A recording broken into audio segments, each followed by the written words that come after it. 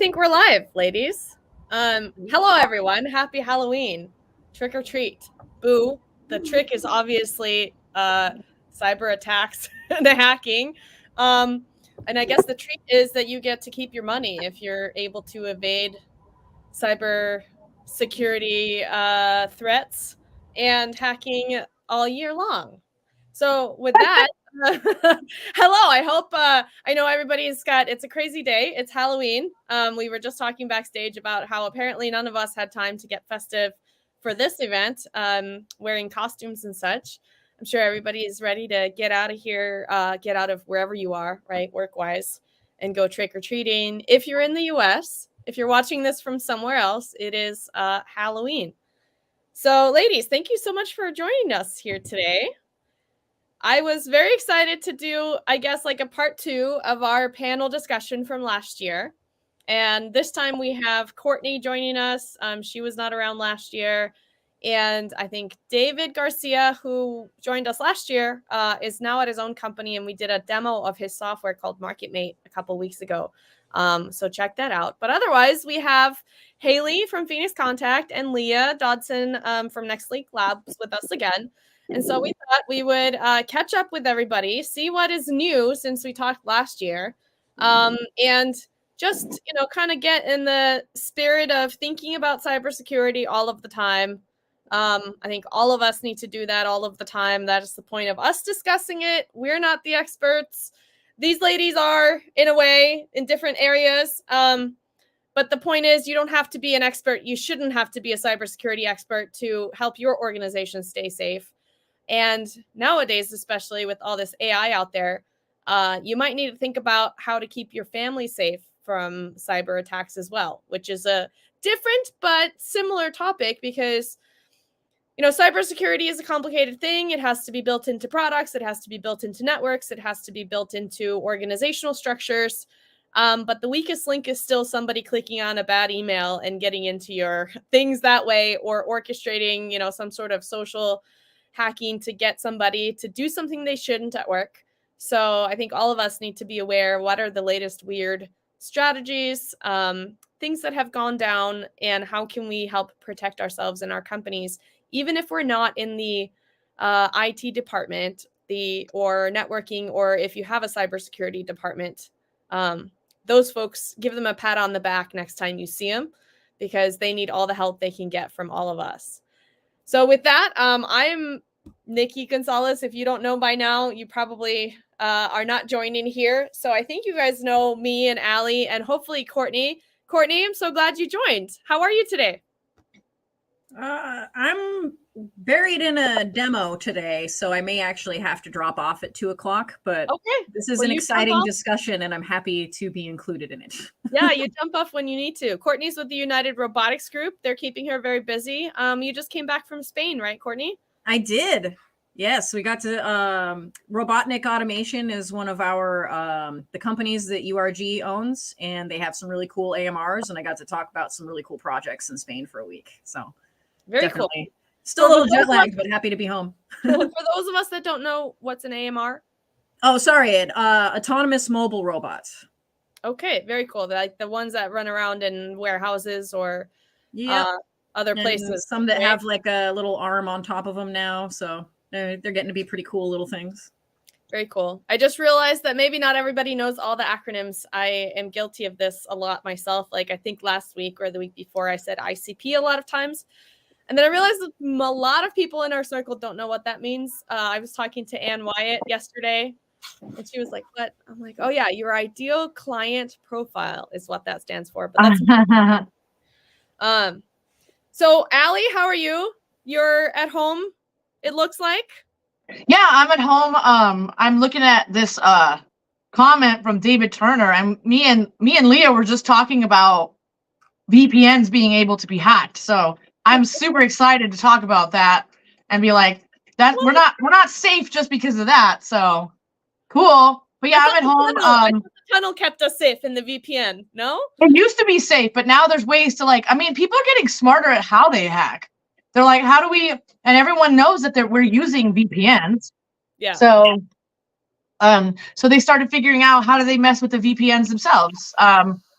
How do you, and I mean, they're supposed to be encrypted.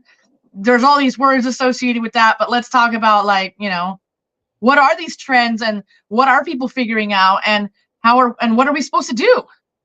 Yeah, that's a big question. What are we supposed to do? Well, Haley, you want to go next? You want to say hi? If those that didn't catch you last year, tell us who you are, what you're doing. Sure. And then I guess those of us that talked to you last year, you can tell us if you're doing anything different this year than you were last year when we talked. Sure, yeah. So for those of you who were not here with us last year, my name is Haley Lichtenfels. I work in the product marketing department for Phoenix Contact USA, and I oversee our line of industrial routers, or security routers as we like to call them. So it's really our line that handles both VPN, routing, and any firewall capabilities that you're looking for. So my day-to-day is anything from pre-sales to helping our sales engineers figure out which product is going to fit best, as well as post-sales delegation of, if the product's not performing how it's supposed to, kind of what we can do to help out with that. So just a very quick high-level intro to me, and nothing has really changed too much from last year. Still overseeing that, still helping out with various marketing things, as well as, having cybersecurity conversations, which is why October is great, because I get to have cybersecurity conversations pretty much until I turn blue in the face. So just trying to spread awareness out to all of the customers who, kind of like you guys have said before, struggle with understanding cybersecurity in the industry and figuring out, where exactly they can start, what they can even do, because sometimes it can be such a daunting subject. You don't really know where to go, where to begin. So yeah, that's kind of what we do day to day. Very cool. Do you find that a lot, like you said, a lot of customers, they just don't know where they're starting. So they're not coming to you with like, hey, we have this whole process mapped out and our department needs, XYZ. They kind of come to you and say, hey, we need to figure this out. Can you help? Pretty much, yeah. I mean, it's actually more rare that a customer comes to us with a cybersecurity plan or program in action. Typically, since we are a component manufacturer, we have customers coming to us seeing how we can support their cybersecurity strategy, if you will, what hardware we have that has features like a firewall, access controllers, VPN, something of that nature. But typically that's when we start having the conversation of, hey, cybersecurity is more than just the hardware that you're speccing in. And it's also one of those with the hardware that you are bringing in, you want to make sure that you're bringing it in a secure way. So typically customers, I mean, they're a lot like all of us, right? They have just day-to-day responsibilities that they have to focus on. And typically who we're dealing with on the controls engineering side, their focus is not usually cybersecurity. Usually their focus is just making things run. So they kind of have to take a step back and work with us a little bit, or at least have a conversation as, where they're trying to go and kind of where we can support them in that. Because cybersecurity, and I'm sure Leah knows this as well, it's really not a one size fits all solution. Every customer is going to be different. Every customer has different needs, a different infrastructure, everything. So it really is a conversation that you kind of have to have with everyone. And it does encompass more than just the technology. It encompasses the people and the processes as well. Yep. So I bet now you've got a whole year's worth more of application examples, real world examples of these things being installed. And since you handle both pre and post sales, you probably see a bit of both sides of that coin, right? In terms of the implementation and so on. So definitely.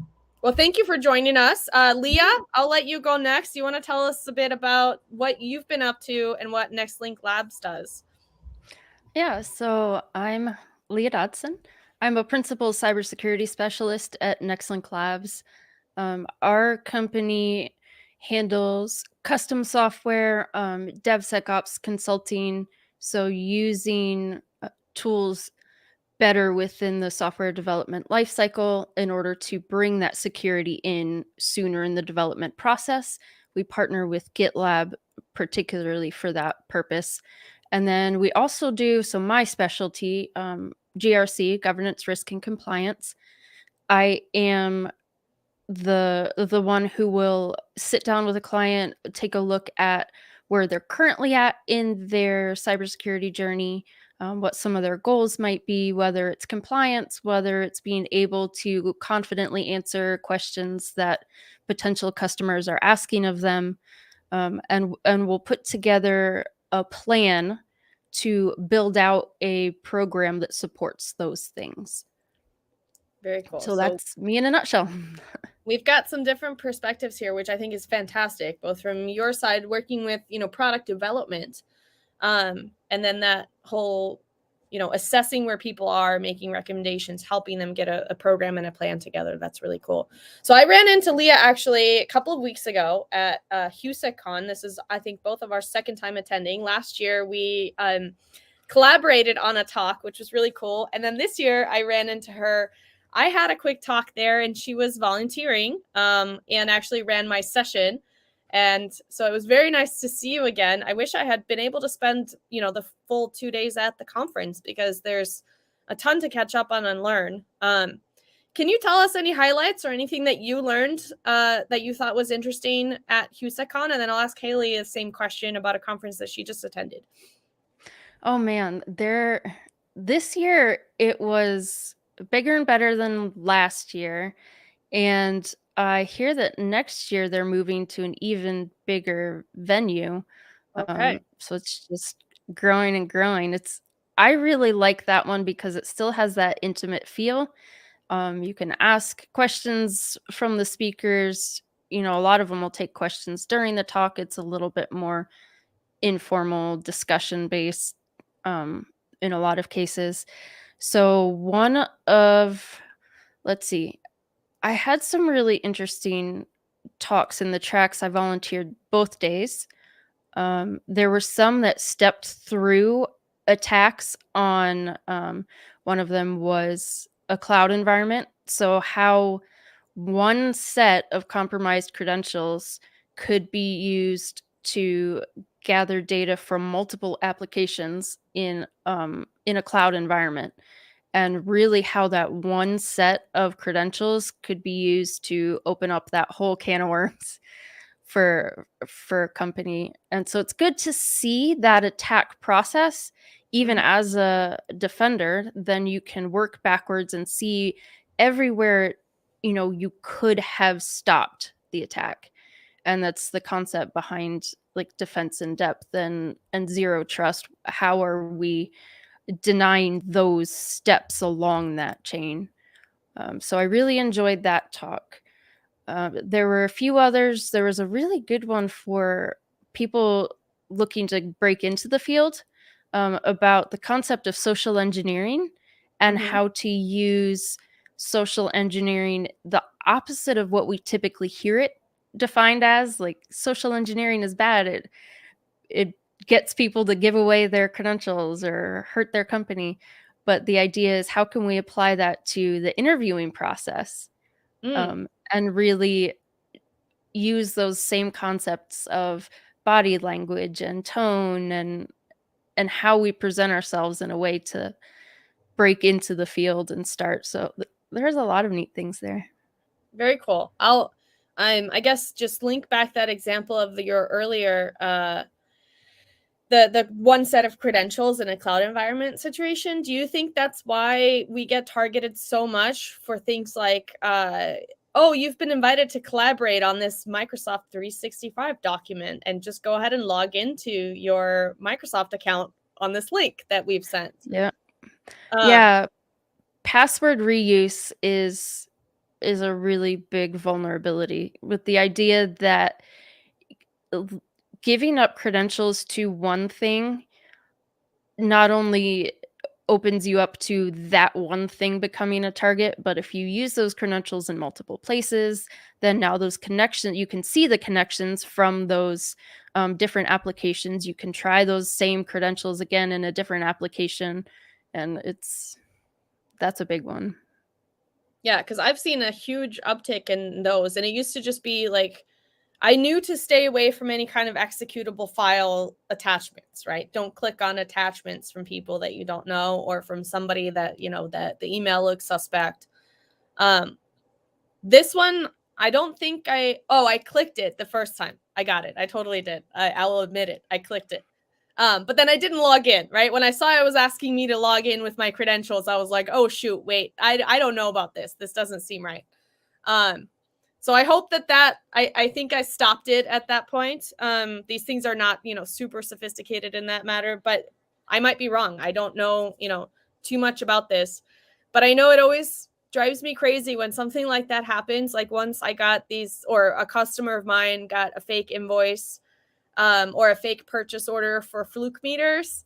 And I went on LinkedIn and I was like, oh, this is crazy. This happened. And somebody was like, oh, this is the oldest trick in the book. It's been happening for 30 years. If I had a penny for every time somebody fake ordered a fluke meter for me, everybody knows this. And here I was going like, oh my gosh, everybody knows except for me. What an idiot. But it turns out that a lot of people don't know this, right? And I think we sometimes take for granted what most people don't know because why would they, right? If they're not in that position for it to have gone around, in their little circle, then why would they know? And so I think the biggest thing that potentially I could add to any cybersecurity conversation, even though it seems stupid, is just to repeat this thing over and over and over because you never know who hasn't heard it the first time. Do the rest of you guys have any common type scam things that we can share? Or maybe let me ask Haley first about her conference, and then we can get to this part later. Haley, you were just at a cybersecurity conference. Was it last week? Yes, just last week. So ICS Cybersecurity Conference down in Atlanta. So it was actually a very nice conference. I don't know, Nikki or Leah or Courtney Alley, have any of you been able to attend before? No. So it was actually pretty nice. This is my first year going, or my first time as the company going. So Phoenix usually goes to S4, which is another cybersecurity conference that happens typically in like March time in Miami. Okay. So this was the first time we were going because this one is actually aimed a little bit more at those who are kind of looking to make cybersecurity plans, trying to learn more about cybersecurity, not necessarily the developers or those who are working with it day in and day out and might have maybe a more enriched understanding of everything just because they're used to it. This conference is really aimed at people who are getting new to the field, as well as vendors who have been in the field and are just looking to educate. So it had a different perspective. And one of the consistent themes that we ran into, which was also kind of nice with this conference, was going back to, I would say, almost the basics of cybersecurity practices.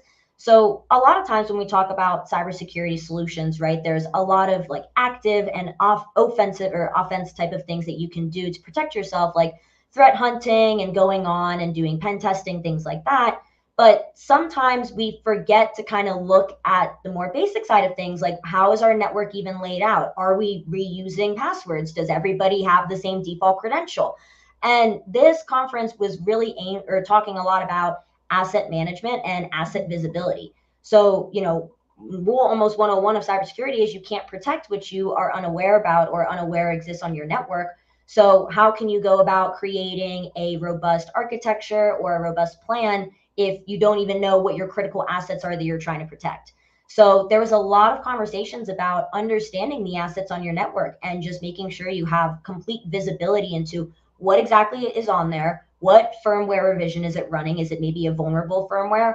And how is everything talking to each other? Is it on a completely open network where every PLC is able to talk to every PLC, or is everything more segmented where things aren't able to talk to everything and taking more of a zero trust approach? So that was a really consistent theme, which I really appreciated hearing because, for customers who aren't as engrossed in the cybersecurity world and aren't aware, you hear these fancy, more advanced solutions and think, oh, I need to adapt that. When in reality, there are a lot of more practical things that you can be adapting that dramatically decrease your attack vector surface, but you just aren't really aware where to start, I guess.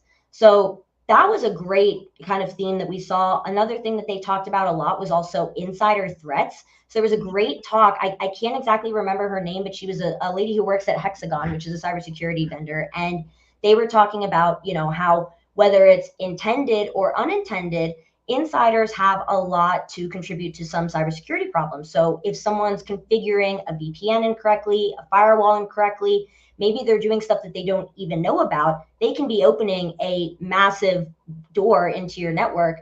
And really a great way to tackle that is awareness training, right? So Nikki, you just mentioned it, you think some of these practices like, oh, everyone should know, right? And it's been happening for 30 years. But if you're not dealing with it every day and you don't see it, it's not in your face, you really aren't aware. And that's not necessarily anyone's fault. It's just the day-to-day of a job, right? Everyone's got different things to focus on. So just exactly that. I mean, training up your people, making sure that they understand the threats that are out there and making sure they understand the little things like changing default logins and stuff and knowing what's on your network can really help out in a security posture. So overall, great conference. I really don't have enough good things to say about it. I was really impressed by both the speakers that were there and the vendors that were there. It was a great opportunity for both customers as well as hardware vendors to understand what software partners are out there and kind of how they can help you, and their solutions might vary from the next. Yeah, because it really is an interplay of not just your network hardware or how you configure the network, right? That's a big part of it. And that's kind of the base layer, right? Like you mentioned, like a lot of companies out there may have old PLCs with old firmware, some of which now has been found has vulnerabilities. So that's really important to be aware of. And then it's how is your network? How are all these things connected that may or may not be vulnerable? And then maybe I guess what next layer on that would be how is the OT network kind of connected with the rest of your organization? And then there's like software layers that can sit on top of, I guess, either one of those sides or maybe both that can help, kind of cap things or help detect traffic that isn't supposed to be there, different things like that. So I mean, to me as a non-expert, it just seems like it's very complicated and there's a lot of areas that need to be that you need to be aware of, both what do you have, how it's connected, and then what do you have on top of it, and what should you be adding that you're not. And then there's everybody that touches it in any kind of way, right? Am I missing something, like in terms of, I don't know, an unofficial accounting of what the different layers are of like thinking about cybersecurity? No, yeah, I think that you're hitting most of them, Leah. I don't know if you have any thoughts of anything that she might be missing in her methodology, but I mean, it's really making sure that the entire network and really every piece that's interconnected is accounted for. And there is a big misconception where, you think, oh, I'm an OT side player, so I need to make sure that my OT security is good as well as my IT security and the process. And that doesn't have to be the case. It doesn't have to be someone does everything, right? Each department can really play their part. And by everyone kind of making sure that they practice, cyber hygiene, if you will, then everyone's kind of contributing, right? It's not all up to one person doing it, because if it was up to just one person, it probably wouldn't be getting done in the most efficient way anyway.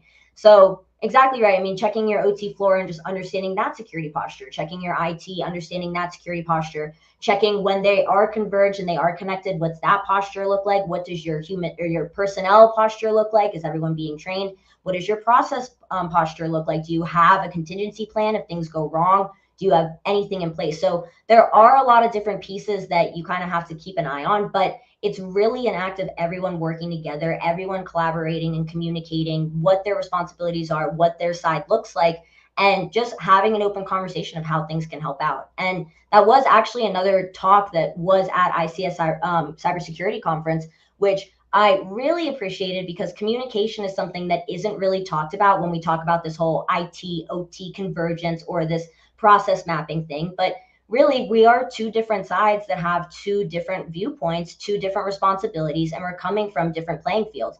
And so making sure that we have that open communication barrier and are really just saying, hey, what do you got on your network and where are you coming from? And we say, hey, well, we're coming from this side. We can't adapt these practices, or we can. And working together is a big piece of the equation, and just making sure that holistically everything is getting accounted for.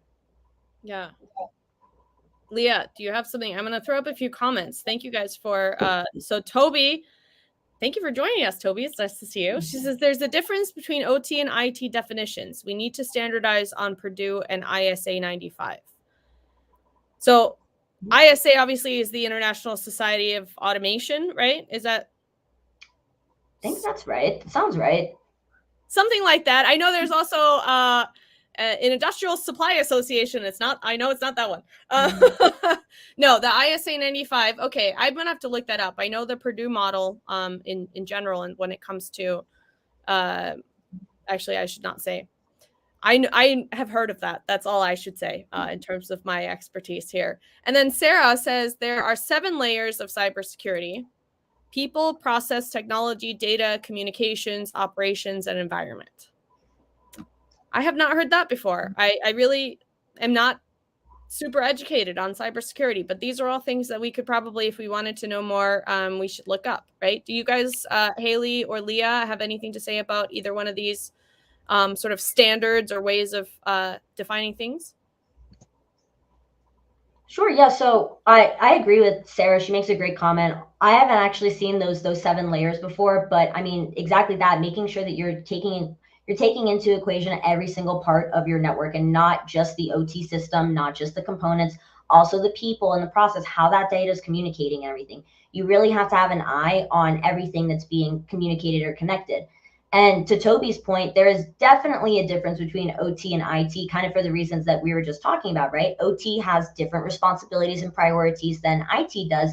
And OT is also a little bit more constrained on what they are able to do in terms of adapting IT principles.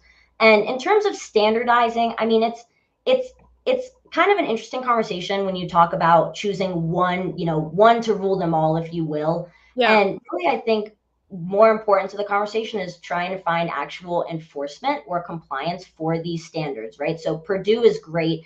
ISA 95, I think that's IEC 62443. I think that's the adopted part of it. It could be ISA 99. I could be wrong. But if it is that standard, they're both great standards. However, without there being an enforcement body such as the government or an industry, then it's a little bit difficult to figure out which one is the best to standardize on. And it's also a little bit difficult for everyone across the board to choose one for standardization.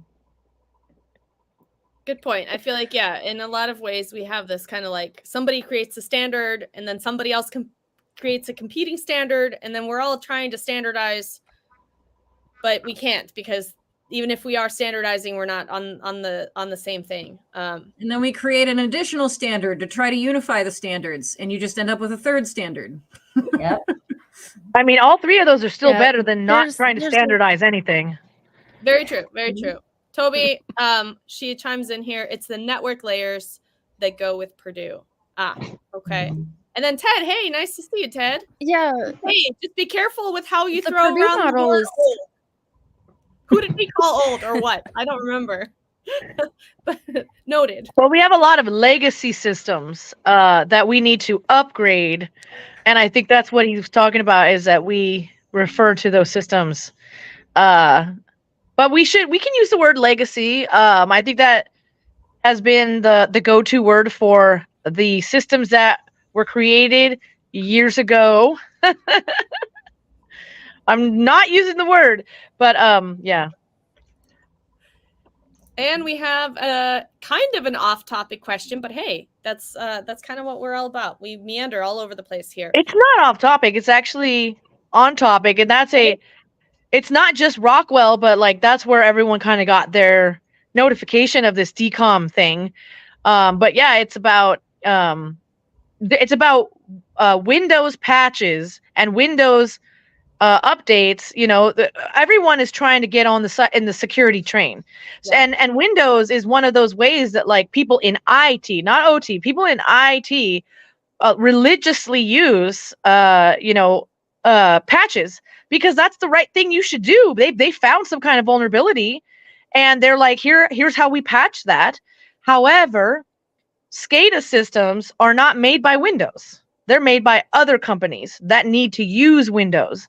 And a lot of times what's going on is the companies that, like, I'll tell you firsthand, like when you first put in a Factory Talk View Site Edition SCADA server, for example, the first thing in the Rockwell manual says, like, turn off all of the Windows updates. But that's not something we can do anymore, because that's the way that systems were when they were actually, what is it called? When they were really air gapped. Back in the day, yeah, you could do that. You'd be like, yeah, turn it off. This thing doesn't even have internet. Like, who cares? Like, do your thing. Like, it's never going to be attacked. But we don't have any servers like that anymore. Most of our servers do have access. And so over time, people have just, we've been going more towards connecting everything. And so it's not a crazy thing to say, like, how have we done with the decom hardening thing? Because I think in March of this year, we were told if we didn't figure out our, decom hardening thing, we were not going to be able to, like, for example, a historian or like communications, RS links wasn't going to work. So your PLCs were not going to be able to communicate with other PLCs. You were not going to be able to have your SCADA servers actually look at the controllers and tell you whatever data was on them. So everyone was kind of we were all panicking at the beginning of this because we're like, well, because there were multiple solutions. But yeah, so I guess where I was going with that was it's not off topic because decom hardening is about communications, and that's what we're talking about. We're talking about security in communications, but that decom thing affected everybody with PLCs that had servers on Windows, which is everybody. Everyone has their Windows servers that they put their SCADA servers on. So yeah. So how did this get resolved? Like, what did everybody have to do? So there is an actual there's like 2 different ways you can solve it. You just had to do it in time, and then you just had to not put that upgrade, or you had to put off putting that particular upgrade on if you could. If not, you just had some other way to like disable what it was doing, because by default, by the next patches in March, what it was going to do was have that decom hardening because you could turn the decom hardening off, and now it's like default.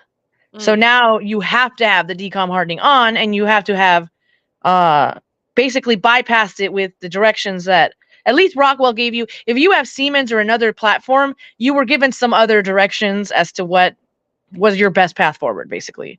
Okay, so I was about to ask, how does this get communicated? This is then from the vendor.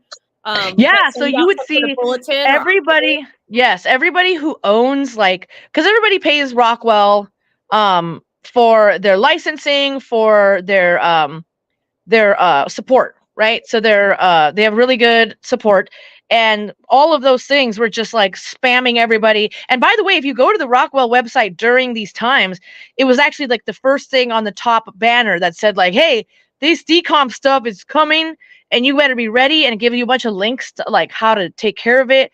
But you would see multiple emails if you were like the person dedicated to be like contacted by Rockwell on your organization's behalf. And so I imagine, I wasn't privy to like other organizations, but that was the big one. Rockwell was spamming everyone, telling them you need to get ready. You need to be ready, like, and because they were expecting basically a mountain of phone calls saying, oh my god, my story doesn't work, my communications doesn't work, RS Links doesn't work, I can't get this to talk to that, because that's what the decom was going to basically break, was the way that RS Links communicates. And there are other softwares, other PLC platforms that communicate in the same ways using the same Microsoft, basically frame to run its software. So that's how that went down. So there were options for you to save your stuff, but you had to do it in time. And I think that was their method, was just like, let's just spam everybody and tell them like this is a big deal. And that's when they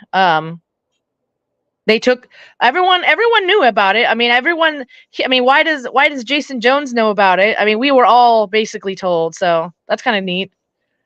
He only had an issue with one NATR. What does that stand for? A NAT router. Oh, okay. Yeah, network address translation, which is a really cool way to just have it's like tricking your network into seeing one address when really the address of the actual device is something else, which is useful for a lot of different things, including reusing addresses. So what if you have the same machine have the same addresses, and you're like, well, we just need one address to get over to that machine, and then we can just like look at all the devices behind that one address. So network address translation, it doesn't have to be one-to-one, is cool for that, and that's kind of why we use it. If we want to replicate like systems that have little local LANs, you could use a bunch of NAT routers and then just have all those devices just have the same IP addresses. It actually makes it easier for configuration and other things. If you have a lot of the same thing, copy paste type of thing, that's a normal thing to do. Haley, I don't know if this is your side of the business at all, but do Phoenix Contact PLCs also work this much, I guess, with the Windows environment, or are they pretty different in how they interact with this kind of stuff? I'm actually not too clued into our PLC Next platform. That is actually our friend Ted Thayer Yeah, I was who about to say, commented. Ted, chime in the comments. Hi, Ted. I know, yeah. So if Ted's still there, he'd be able to answer that a lot better than I could, because I don't really play with that product too much. I should, because it's great and I've heard lots of great feedback about it, but not too clued into how it is with Windows. Yeah, I'm sure you guys deal with a lot I don't of. think you have to do Windows. I think you can run it on Linux. Oh yeah, you can. So it is. I do know that much. It is a open source Linux box. I just don't know if you're tying it in with Windows servers or if you're using it in conjunction with like a box PC or something like that. I don't really know what that type of relationship looks like. Yeah, probably depends on the application and the installation. I know, with those, oftentimes you have a mixture too, right? People are, have legacy systems. Now I know the right jargon to say, not old. Legacy systems, and maybe they're, putting some machines on or new processes with more open architecture type PLCs like the PLC Next platform. I know quite a few people that have started using it on projects, but it's probably not the majority of their installed base, or things that they've worked on, especially in the past. We got a couple people chiming in here. Yay, Linux. All right. Sarah, I think the possibilities are limitless. Yeah, I think you're probably right there. And Toby shares a really nice resource here, link in the comments if you guys want to learn more about the PLC Next platform. She's done the selling for you, Ted. Thanks, Toby. Yes, David. Great discussion here. That I appreciate all of you guys chiming in. Does anybody have questions for Haley and Leah? Those of you that are watching in the comments, throw them out there. Courtney, you haven't had a whole lot of airtime. I want to ask you, I know you've been kind of, working on some newer things, some different projects now that you're with URG. Is cybersecurity something that you talk about a lot now with customers as you're implementing cool things like AMRs and robots that run around? I know Allie is scared that anything with legs or wheels can come get her if it gets hacked. So do you guys talk about that? So thus far, it's not any different really at URG than other companies that I've worked for, where I know that I'm not the expert, but I will frequently tell people you should be talking to an expert about this, because if it's a mission critical process, and it can be hacked, you need somebody to be looking at how to prevent it from being hacked. It's something that I push for, but to my knowledge, we don't, necessarily require customers to set it up, because it's really kind of on the customer. Have we seen that even how yet? protected they want to stay. Say that again. Have we seen that yet? I mean, I feel like, we know that everyone's getting hit with ransomware, or different, or social engineering, and they're basically being told, like, give me money. That's the biggest hack right now, is give me money and I'll let your system go so that you can use it again. Have we seen, and I don't know the answer to this, but my question is, have we actually seen them get smart enough to actually like hurt the systems themselves yet? Because that's what I mean with an AMR or a something with wheels, like it's going to cause a lot more damage, but you can still do damage with VFDs, PLCs, pneumatics, the equipment that's there. I mean, you could go for refrigeration systems that are toxic to people. I mean, there's just a lot of ways that you could, harm people, and we haven't seen that yet, but we're trying not to get there, I think. So there is a possibility that I have heard of out in the wild, that I did not interact with directly myself, but malicious actors have the ability to use your equipment to very inefficiently mine Bitcoin, cryptocurrency. Yeah. So there was pieces of automation hardware that are out, again, mining cryptocurrency at just the most inefficient rate you can imagine possible, but the malicious actor doesn't care how efficiently they're mining it. It's just free cryptocurrency for them.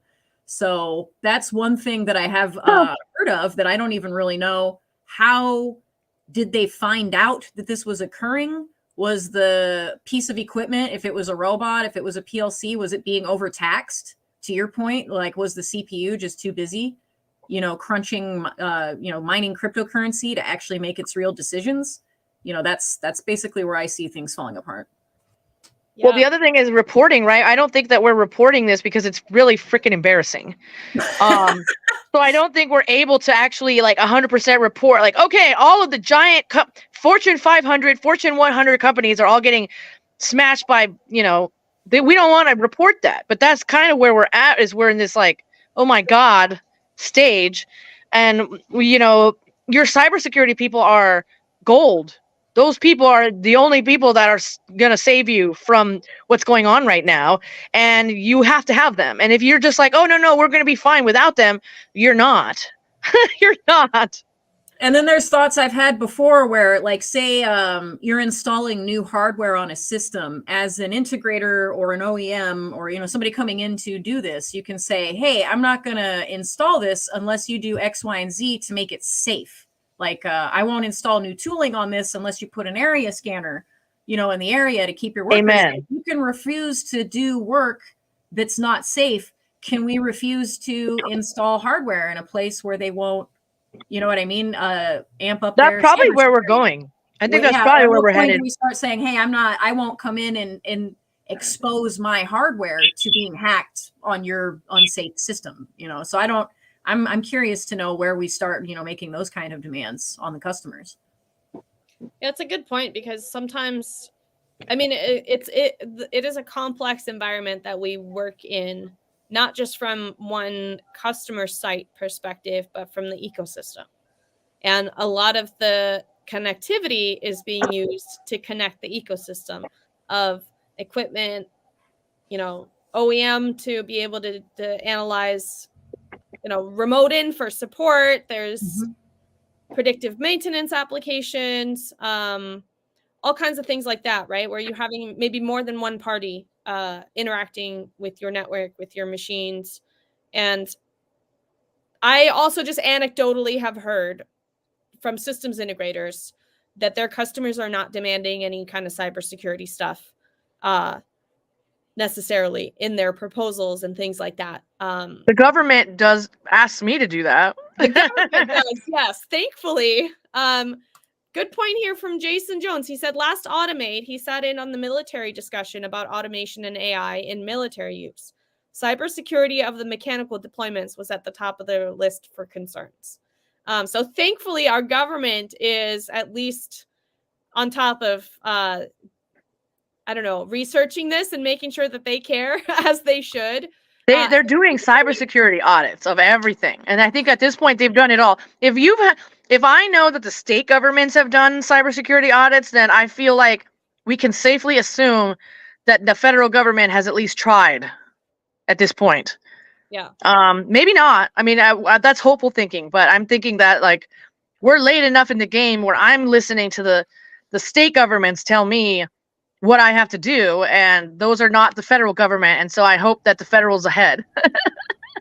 Also, is it push-pull, right? Do we wait for them to demand it of us, or do we push it onto them? Yeah, no, I mean, technology's always worked the other way, right? Like we tell them when we have to push it onto them. Yeah, and I mean that's probably where we're at. But I feel like we're past that. Obviously, like if the government's the last, I think, group. So everyone else has done their cybersecurity audits. It's the government's that's now, oh, that's not safe. And so I've been directed to like remove PLCs like L55s. We can't have those.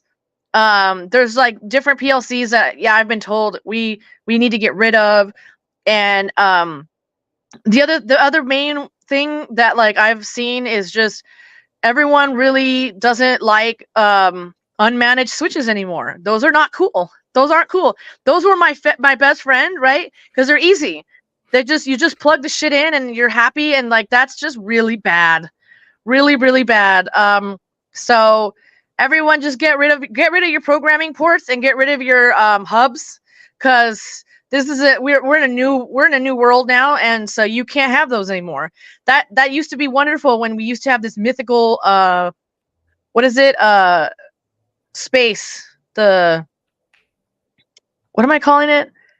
The air gap. There's no air gap. Yeah. The air gap has been gone. It's been gone. So at this point, let it go. And hug your cybersecurity friends and be like, please help me. Please help me. Toby, thank you. You keep sharing the resources. Here's a site that will allow you to look up all of the currently known threats. Rockwell has over 160 found threats currently. I'm not surprised. But then again, like every vendor out there. It's being targeted. We are targeted. OT is a target. Is a black hat target. Yeah. Right. Cool. We have a question. Yeah, Toby, also. Oh, go ahead. I was saying that Toby brought up a good point there about compliance and regulation. So there are a lot of manufacturers who've been sitting in the government supply chain, whether it's the defense industrial base supplying products and services directly to the government, that have all along had to follow certain guidelines. NIST 800-171 for compartmentalized unclassified information or confidential unclassified information, and they need to do specific kinds of reporting. Well, the self-reporting for many companies doesn't cut it anymore when it comes to working with the government, and it's turning into, well, now there's going to be audits for a lot of these companies, and there's a little bit of a disconnect there of, oh, we said we were doing those things, but how do we verify that we've been doing these things? Or how do we verify that it's actually up to the standard that they're going to be auditing? And so there's some disconnect there that's coming to the industry, as CMMC is still being worked out and will be implemented possibly here shortly. I know they're moving along on that. So there's different regulations coming down the pipes, and there's different standards that are starting to build out what stronger cybersecurity would look like in this space. You said CMMC. What does that stand for? Did I get that right? CMMC. So that's I actually don't remember what the CMMC communications stand for. They Is it a regulation? Sorry to put you on the spot, Leah. You can throw that Google it. Google it faster, no, Leah. No worries whatsoever. I know, right?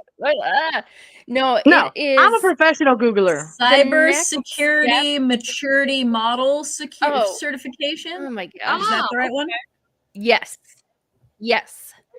And so it builds off of NIST 800-171. It builds it in a manner that is